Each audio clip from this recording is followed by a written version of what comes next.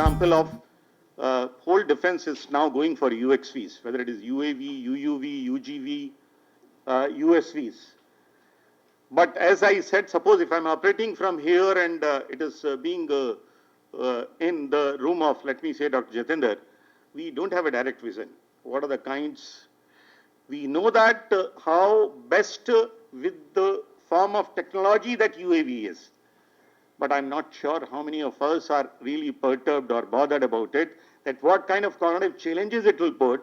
So I'm giving an example related to UXVs, but we have started now working on HMT part also. That means human machine teaming. And in all this training, we are using AR, VR, XR. Like HMT, again, I'll give you an example of the work which is now conceptualized fully is MUMT. That is MUMT, manned, unmanned teaming. So the moment, if we take an example of, let me say, army, if suppose the person is getting a vision from UAV, while it is being fired from a tank, while it is being controlled by somebody else. So in that case, it becomes manned and unmanned teaming. How that kind of a challenge is, because we have to perform the mission with full effectivity.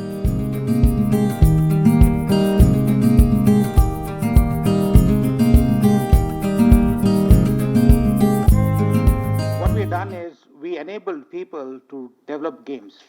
And if you look at a combat game, the game has artificial intelligence, physics, dynamics, collision detection, and everything what it needs to be there. Highly sophisticated. In the last 14 years, the first 12 years is all gaming, which has taken from zero to $1 billion in valuation. Founded in Copenhagen, now we have our office in San Francisco. But the advent of the hardware devices, the AR, VR devices, and actually the price at which it came down, since when Dr. Sushil Chandra used to get imported hardware, waiting for 12 months to get hands-on a gear, today that's available at every consumer with a VR gear. That transformed Unity by an exponential growth, where within 12 months, from $1 billion valuation, we went to close to $6 billion in valuation. That's the pace at which the growth is happening, where all hardware manufacturers are using Unity to do it. And the power of Unity is, with the click of the button, you can produce content and distribute around close to 24 different platforms: iOS, Android, Windows, any of your augmented reality, virtual reality, mixed reality devices.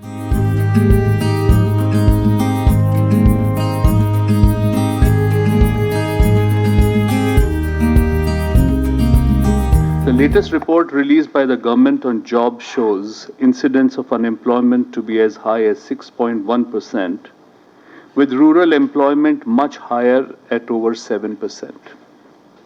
With more than 8 million youth entering the job market every year, there is an urgent need to create opportunities for livelihoods to absorb such a large number of people in gainful employment.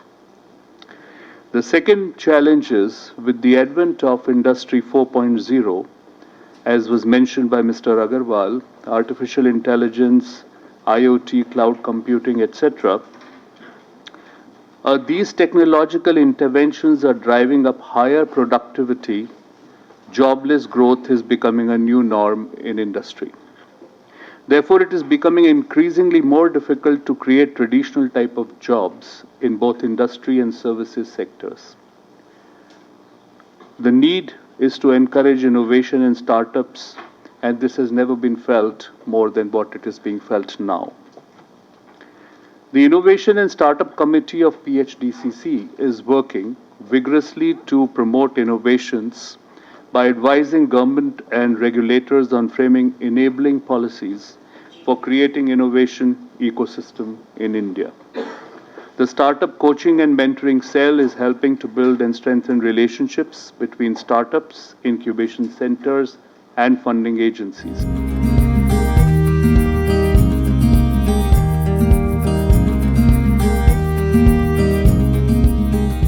Defense applications are mind-boggling. The technologies which were earlier used just for gaming are probably going to have a absolutely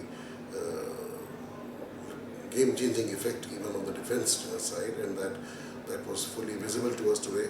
We had all stakeholders, we are having all stakeholders today in this program, people from the armed forces, whether from Army, Navy, Air Force, people from DRDO, from defense PSUs, from private companies which are doing the work in the AR/VR field, startups. I think this is a very, I would say, innovative idea that our chamber has come up with, providing a platform for all the stakeholders in AR and VR space to interact on a one-to-one basis, to display their technologies, their products, and to try and forge partnerships.